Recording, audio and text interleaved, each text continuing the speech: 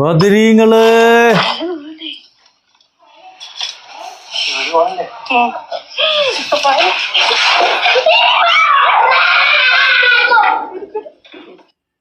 ബദരീങ്ങളെ മൂലോടിൻ്റെ ഉള്ളിൽ മൂർഖൻ എന്നാണ് താത്ത അവിടെ നിന്ന് പറയുന്നത്. ഇത് ഇവിടെ നിന്നാണ് ഇവർക്ക് കിട്ടിയത്. ഷിയാക്കളിൽ നിന്നാണ്, ബറേൽവികളിൽ നിന്നാണെന്നൊക്കെ നമുക്കറിയാം. എങ്കിലും ഇതെന്തുകൊണ്ടാണ് ഇവർ വിടാത്തത്? ഇവരുടെ വിശ്വാസം അതാണ്. ഈ ഒരു വിശ്വാസത്തെ സംബന്ധിച്ചുകൊണ്ട് കൊച്ചിയിൽ ഒരു മുഖാമുഖം നടക്കുമ്പോൾ അവിടെ ഒരു ആൾ പോയിക്കൊണ്ട് ചില ചോദ്യം ചോദിക്കാനാണ് അദ്ദേഹം പോയതെങ്കിലും അദ്ദേഹം ചില സത്യങ്ങൾ പറയുന്നുണ്ട്. അത് നമുക്ക് കേട്ടുവരാം. ഇപ്പോൾ രണ്ട് വിഷയം ഇവിടെ സംസാരിച്ചു. രണ്ടും ആവശ്യമില്ലാത്ത കാര്യങ്ങളാണ്. കാരണം ഒരു റജല്, ഒരു മനുഷ്യർ, പിന്നെ കാട്ടിലൊക്കെ സംഭവങ്ങളൊക്കെ. പ്രവാചകൻ്റെ കബറിങ്ങ്, പ്രവാചകൻ്റെ ഭാര്യമാരോ മക്കളോ സഹാബികളോ ആരെങ്കിലും പോയിട്ടുണ്ടോ? ഇസ്തിഗാസ നടത്തിയിട്ടുണ്ടോ? അതെ, ഒരു മിനിറ്റ്. പോയിട്ടുണ്ടോ ചോദിച്ചു കഴിഞ്ഞാൽ പോയിട്ടുണ്ട്. ആയിഷ റളിയല്ലാഹു തആല അൻഹയുടെ വീടായിരുന്നു അത്. ഇസ്തിഗാസ നടത്തിയിട്ടുണ്ടോ ചോദിച്ചാൽ ഇല്ല, ഇല്ലേ. ഈ പെച്ച ചിന്താഗതിക്കാർ ഇസ്തിഗാസ എന്നും പറഞ്ഞിട്ട് ഏതോ സുബക്കി കൊടുക്കുന്ന ഇസ്തിഗാസ എന്നുള്ള സാധനമായിട്ട് നടക്കുന്നവർ ആരും ഇസ്തിഗാസ നടത്തിയിട്ടില്ല. പിന്നെ എസ്തഷ്കലി ഉമ്മത്തി എന്നൊക്കെ പറഞ്ഞിട്ട് ഒരു കള്ളക്കഥയായിട്ട് വരും. അതൊന്നുമില്ല. പറയും. അതേമാതിരി ബദരീങ്ങൾ ഒറിജിനൽ ഔലിയാണ്. ആ ബദരീങ്ങളുടെ കബറിങ് അവരുടെ ഭാര്യമാരോ മക്കളോ സഹാബികളോ പോയിട്ടില്ല. ഒരാൾ പോലും തിരിഞ്ഞു നോക്കിയിട്ടില്ല. ഒരു മിനിറ്റ്. തിരിഞ്ഞു നോക്കിയിട്ടില്ല എന്നും പറയണ്ട. ഖബർ സിയാറത്തും കാര്യങ്ങളൊക്കെ നടത്തിയിട്ടുണ്ട്. പക്ഷെ പോയിട്ട് ഇസ്തിഗാസ നടത്തിയിട്ടില്ല, പോലോട് പ്രാർത്ഥിച്ചിട്ടില്ലെന്നേ. അത് സത്യമാണ്, നിങ്ങൾ പറഞ്ഞത് സത്യമാണ്. പക്ഷെ തിരിഞ്ഞു നോക്കിയിട്ടില്ല എന്ന് പറയുമ്പോൾ അത് അങ്ങനെ കണ്ട് നമ്മൾ അടച്ചാക്ഷേപിക്കേണ്ട. ഈ ബഹുദൈവ വിശ്വാസികളെ ഏറ്റവും കൂടുതൽ ഇന്ന് ലോകത്താരാ? സമസ്ത മതക്കാരല്ലേ? നിങ്ങൾ വെട്ടിത്തുറന്ന് നിങ്ങൾക്ക് പറയാൻ പാടില്ലേ? കാരണം പ്രവാചകനും സഹാബികളും യാത്രാ മധ്യ ഒരു മരം കാണിച്ചു കൊടുത്തിട്ട് പറഞ്ഞ് മക്കാ മുശ്രിക്ക് വാള് തൂക്കിയിട്ട് ബർക്കത്തെടുക്കുന്ന ഒരു മരമാണ്, ഞങ്ങൾക്കൊരു മരം കാണിച്ചു തരാൻ പറഞ്ഞപ്പോൾ പ്രവാചകൻ എന്താ പറഞ്ഞത്? നിങ്ങൾ എന്നോടൊരു ഇലാഹിനെ ചോദിക്കുകയാണെന്ന് ചോദിച്ചാൽ എൻ്റെ കബറിലേക്ക് എടുത്തിട്ട വിഗ്രഹമാക്കരുന്ന പ്രവാചകൻ്റെ പ്രാർത്ഥന. തന്നെയുമല്ല, മാഹിശറയിലെ അവതർ കൗസറി വെള്ളം കുടിക്കാൻ മനോർത്തിന്ന് ഈ ബഹുദൈവ വിശ്വാസികൾ ഓടിക്കുന്നുണ്ട്. മലക്കുകൾ ഓടിക്കുമ്പോൾ പ്രവാചകൻ വേഷം കൊണ്ട് മനസ്സിലാക്കിയിട്ട് പറയുന്നുണ്ട്, അതെൻ്റെ ഉമ്മത്താണ് ഇങ്ങോട്ട് വിടുന്ന് പറയുമ്പോൾ അള്ളാഹ് എന്താ പറയുന്നത്? മുഹമ്മദേ, താങ്കൾക്ക് ഒന്നും അറിയില്ല. താങ്കളുടെ വഫാത്തിന് ശേഷം, മരണത്തിന് ശേഷം ഈ മതത്തിലേക്ക് ഒരുപാട് കാര്യങ്ങൾ കടത്തിക്കൂട്ടിയവരാണ് എന്ന് പറഞ്ഞിട്ടാണ് സമസ്ത മതക്കാരെ ഓടിക്കുന്നത്. സമസ്ത മതക്കാരെ എന്നല്ല, ബിദഅത്തുകാരെ. അത് സമസ്തയാണെങ്കിലും ഏത് ആളുകളാണെങ്കിലും ബിദഅത്ത് കടത്തിക്കൂട്ടിയ ആളുകളെ സുഹക്ക എന്ന് പറഞ്ഞുകൊണ്ട് അള്ളാഹുവിൻ്റെ ഹബീബ് സല്ലല്ലാഹു അലൈഹി വസല്ലം ദൂരപ്പോ എന്ന് പറഞ്ഞുകൊണ്ട് ആട്ടി അകറ്റുന്നുണ്ട്. ആ ഒരു സാഹചര്യം അത് ഹദീസിലൂടെ വ്യക്തമായിട്ട് നമുക്ക് പഠിപ്പിച്ച് തരികയും ചെയ്തിട്ടുണ്ട്. പറയോ? കാരണം കല്ലിനെയും മണ്ണിനെയും മയ്യത്തിനെയും ശവത്തിനെയും ഒക്കെ വിളിച്ച് പ്രാർത്ഥിക്കുന്നത് ഞാൻ വെട്ടിത്തുറന്ന് പറയുന്ന ആളാ.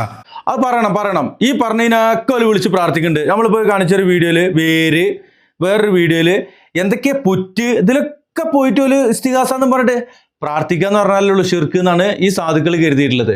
അല്ല, നിങ്ങൾ അവിടെ പോയിട്ട് ഇസ്തിഗാസ നടത്തിയാൽ പ്രാർത്ഥന തന്നെയാണ്, അത് ഷിർക്ക് തന്നെയാണ്. നിങ്ങൾ കാലാകാലം നരകത്ത് പോയി വീഴേണ്ടി വരും. വേണമെങ്കിൽ രക്ഷപ്പെട്ടോളി. ഞാൻ എൻ്റെ മഹലിലും ഞാൻ ഒരുപാട് കത്തും പ്രശ്നങ്ങൾ ഉണ്ടാക്കുന്ന ആളാ. അത് ശരി, മഹല്ലിൽ പ്രശ്നം ഉണ്ടാക്കുന്ന ആളാണല്ലേ? തെറ്റിദ്ധരിക്കണ്ട. അദ്ദേഹം മഹല്ലിൽ കുത്തിത്തിരിപ്പ് ഉണ്ടാക്കിയല്ല. യഥാർത്ഥ ദീന് അതിനപ്പുറമായിക്കൊണ്ട് ഈ മാല മൗലൂദും അതുപോലെ ഈ കുത്താറാത്തീബും മറ്റുള്ള മാരണങ്ങളുമായിട്ട് നടക്കുമ്പോൾ അത് ചോദ്യം ചെയ്യുക എന്നുള്ളതാണ് അദ്ദേഹം ഉദ്ദേശിച്ചത്. പറയൂ സഹോദര. അപ്പൊ കഴിഞ്ഞ ആഴ്ചയിലുണ്ടായി ഒരു പ്രശ്നം. നിങ്ങൾ ചോദ്യം ചോദിക്കണമെങ്കിൽ എളുപ്പമായിരുന്നു. ഏതായിരുന്നാലും അതിന്റെ ബഹുദൈവ വിശ്വാസികൾ ആരാ? സമസ്ത മതക്കാരല്ലേ? അള്ളാഹു അല്ലാത്ത ആളുകളെ വിളിച്ച് പ്രാർത്ഥിക്കുന്നവരൊക്കെ ബഹുദൈവ വിശ്വാസികളല്ലേ? ഇപ്പൊ നമ്മുടെ മഹലില് ഒരു പുതിയ കമ്മിറ്റി വന്നിട്ടുണ്ട്. ഒരു കുറ്റി, ഏത് ബദരീങ്ങളുടെ വക ഒരു കുറ്റി കഴിഞ്ഞ വെള്ളിയാഴ്ച ഉദ്ഘാടനം ചെയ്തു. അപ്പോൾ ഞാൻ ഉദ്ഘാടനം ചെയ്തപ്പോൾ പ്രസിഡന്റിനെ വിളിച്ചിട്ട് പറഞ്ഞു, ഇത് പുതിയ കമ്മിറ്റിക്കാർ പുതിയ തട്ടിപ്പുമായിട്ട് വന്നിരിക്കുന്നതാണ്. ബദരീങ്ങൾ പറഞ്ഞാൽ പട്ടിണി പാവങ്ങളാണ്. അവർ പല ഇതിലും മാരകമായ രോഗം പിടിപെട്ട് മരിച്ച ആൾക്കാർ, കൊല ചെയ്യപ്പെട്ട ആൾക്കാർ, ഉപരോധം വന്നപ്പോൾ പച്ചില തിന്ന് ജീവൻ നിലനിർത്തിയ ആൾക്കാർ. ഇത്ര നമുക്ക് ആവശ്യമുള്ളൂ. അവിടെ ആ താത്ത ബദരീങ്ങളെ എന്ന് വിളിച്ചത് ഇഷ്കിൻ്റെ വിളിയാണ് എന്ന് പറഞ്ഞുകൊണ്ട് വീണ്ടും വിളിപ്പിക്കാൻ ശ്രമിക്കുന്ന മുസ്ലിയാക്കന്മാരെ നിങ്ങൾ മനസ്സിലാക്കേണ്ടതുണ്ട്, തിരിച്ചറിയേണ്ടതുണ്ട്. ഈ ഉമ്മത്ത് ഇതുപോലെ എന്തെങ്കിലുമൊക്കെ ഒരു ബുദ്ധിമുട്ട് വരുമ്പോൾ അല്ലാഹ് എന്ന് വിളിക്കാൻ മറന്നു പോയിരിക്കുന്നു. നിങ്ങളുടെ ജൽപ്പനങ്ങൾക്ക് പിന്നാലെ നടക്കുന്ന ഈ സാധുക്കളായ പാമര ജനത ബദരീങ്ങളെ, സിയമടവൂരേ എന്ന് പറഞ്ഞുകൊണ്ടാണ് നടക്കുന്നത്. വിളി കേൾക്കാത്ത, അവർ ലാ യസ്മഉ ദുആക്കും, അവർ കേൾക്കൂല വലൗ സമയവും, അവർ കേൾക്കുമെന്ന് കരുതിയാൽ തന്നെ വസ്തജാബുലക്കും, ഉത്തരം തരാത്ത മയ്യത്തുകളോട് വിളിച്ചു തേടുന്ന ഒരു അവസ്ഥയിലേക്ക് നിങ്ങളാണ് എത്തിച്ചിട്ടുള്ളത്. ഈ സഹോദരൻ ഒരു മുഖാമുഖത്തിലാണ് ഈ കാര്യങ്ങൾ പറയുന്നത്. അദ്ദേഹം ചോദ്യം ചോദിക്കാനാണ് മൈക്ക് എടുത്തിട്ടില്ലെങ്കിലും ഉള്ളതെങ്കിലും നിങ്ങൾക്ക് ഇതൊക്കെ ഒന്ന് പറഞ്ഞൂടെ എന്ന് ചോദിച്ചുകൊണ്ടാണ് അദ്ദേഹം ആ മുഖാമുഖത്തിൽ തുടക്കട്ടത്. അതുതന്നെയാണ് എനിക്കും പറയുവാനുള്ളത്. നിങ്ങൾക്ക് സമയമില്ല, വലിയ ചർവിതങ്ങൾ നടക്കുകയാണ്. തായ്മാരെ, പ്രബോധകരെ, നിങ്ങൾ ഈ ജനങ്ങൾ, ഈ പാമര ജനത ഇതുപോലെ പിഴച്ച വിശ്വാസത്തിലേക്ക് അടിപ്പെട്ടുകൊണ്ടിരിക്കുകയാണ്.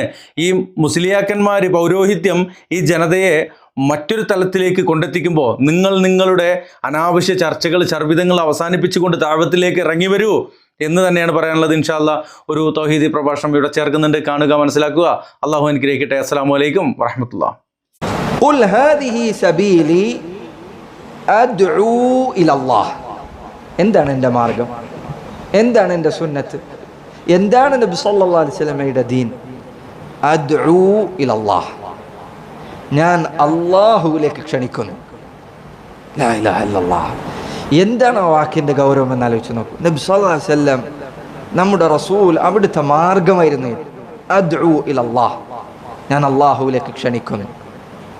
ഞാൻ എന്നിലേക്കല്ല ക്ഷണിക്കുന്നത്, ഞാൻ എൻ്റെ അറബികളിലേക്കല്ല ക്ഷണിക്കുന്നത്, ഞാൻ എൻ്റെ നാട്ടിലേക്കല്ല ക്ഷണിക്കുന്നത്.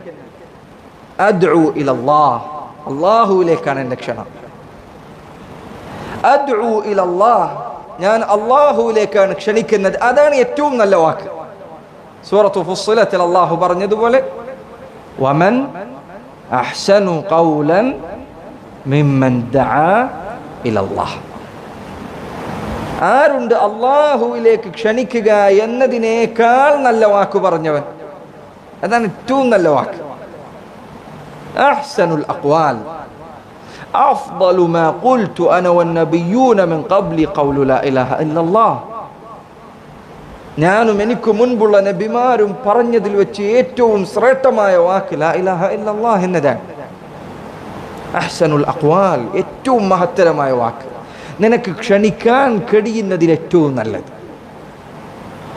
അതുകൊണ്ട് സഹോദര, ആരെല്ലാം നീ അള്ളാഹുവിലേക്ക് ക്ഷണിക്കുന്നത് കാണുമ്പോൾ നിന്നെ ഇകഴ്ത്തി പറഞ്ഞാലും, ഇയാൾക്ക് ഇത് തന്നെ പറയാനുള്ളൂ എന്ന് പറഞ്ഞാലും ഒരിക്കലും മടുക്കരുത്. ഇതാണ് ഏറ്റവും നല്ല വാക്ക്. നിന്റെ റബ്ബിന് ഏറ്റവും തൃപ്തികരമായത് ഇതാണ്. ആളുകൾക്ക് ഇഷ്ടപ്പെട്ടോ ഇല്ല നീ നോക്കണ്ടേയില്ല.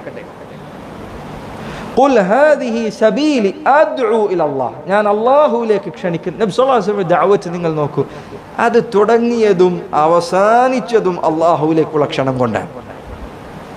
അവിടുന്ന് ദഅവത്ത് ആരംഭിച്ചപ്പോൾ ദുൽമജാസിലും ഉഖാദയിലും ചന്തകളിൽ ഉയരമുള്ള സ്ഥലങ്ങളിൽ കയറി നിന്ന് അവിടുന്ന് വിളിച്ചു പറയുമായിരുന്നു എന്നെ, യാ അയ്യുഹന്നാസ് ഖൂലു ലാ ഇലാഹ ഇല്ലല്ലാഹ്, ജനങ്ങളെ നിങ്ങൾ ലാ ഇലാഹ ഇല്ലല്ലാഹ് എന്ന് പറയണം. തുടങ്ങിയത് അങ്ങനെയാണ്, ദഅവത്ത് ആരംഭിച്ചത് അങ്ങനെയാണ്. അവിടെ മദ്യപിക്കുന്ന ആളുകളുണ്ട്, വ്യഭിചരിക്കുന്ന ആളുകളുണ്ട്, മോഷ്ടിക്കുന്ന ആളുകളുണ്ട്, പരസ്പരം കൊലപ്പെടുത്തുന്ന ആളുകളുണ്ട്, വിഭാഗീയതകളുണ്ട്, വർഗീയതകളുണ്ട്, രാഷ്ട്രീയ പ്രശ്നങ്ങളുണ്ട്. അവിടുന്ന് പറഞ്ഞത് എന്താ? ഖൂലു ലാ ഇലാഹ ഇല്ലല്ലാഹ്, നിങ്ങൾ ലാ ഇലാഹ ഇല്ലല്ലാഹ് എന്ന് പറയണം. തുടങ്ങിയത് അതിലാണ്. അവിടുത്തെ ദഅവത്ത് അവസാനിക്കുന്ന ദിനങ്ങൾ നിങ്ങൾ നോക്കൂ. അവിടുന്ന് അതാ കട്ടിലിൽ കിടക്കുന്നു. അള്ളാഹുവിന്റെ റസൂൽ സല്ലല്ലാഹു അലൈഹി വസല്ലം വേദന കടുത്തതിനാൽ, പനി കടുത്തതിനാൽ അവിടുത്തെ മുഖത്ത് തുണി നനച്ചിട്ടിരിക്കുന്നു. സഹാബികൾ പറയുന്നു, കുറച്ചു നേരം കഴിയുമ്പോഴേക്ക് ആ തുണി ഉണങ്ങിപ്പോവുകയാണ്, അതിൽ ചൂട് അനുഭവിക്കുകയാണ്. നബി സല്ലല്ലാഹു അലൈഹി വസല്ലം ആവർത്തിച്ച് അവിടുന്ന് ബോധരഹിതനായി വീഴുന്നു. ആ സന്ദർഭത്തിൽ, ആ അവസ്ഥയിൽ അവിടുന്ന് പറഞ്ഞുകൊണ്ടിരുന്നു, ലഅനത്തുല്ലാഹി അലൽ യഹൂദി വന്നസാറ ഇത്തഖദു ഖുബൂറ അംബിയാഇഹിം മസാജിദ.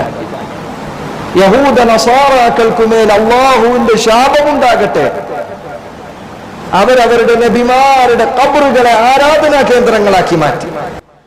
ബുഖാരി മുസ്ലിം ഒക്കെ ഉദ്ധരിച്ച ഹദീസാണിത്. റസൂലുള്ളാഹി സ്വല്ലല്ലാഹു അലൈഹി വസല്ലം പറഞ്ഞ വാക്കാണ്. അവിടുന്ന് ദഅവത്ത് ആരംഭിച്ചതും അവിടുന്ന് അവസാനിപ്പിച്ചതും തൗഹീദിലാണ്. ഒരു മനുഷ്യന് എത്ര വലിയ ആഗ്രഹമായിരിക്കും അതെന്ന് ആലോചിച്ച് നോക്കുക. അവന്റെ പ്രബോധനം, ജീവിതം അതിലാവുക, മരിക്കുന്നതും അതിലാവുക. അള്ളാഹുവിലേക്ക് ക്ഷണിച്ചുകൊണ്ട്, അള്ളാഹുവിലേക്ക് ജനങ്ങളെ നയിച്ചുകൊണ്ട് അവൻ മരിച്ചു പോകുക എന്നത് എത്ര വലിയ ഒരു മനുഷ്യൻ ആഗ്രഹിക്കാൻ കഴിയും, എത്ര വലിയ നന്മയാണ്. അല്ലാഹു സുബ്ഹാനഹു വ തആല ആ തൗഫീഖ് നമുക്ക് ഏവർക്കും അല്ലാഹു നൽകുമാറാകട്ടെ.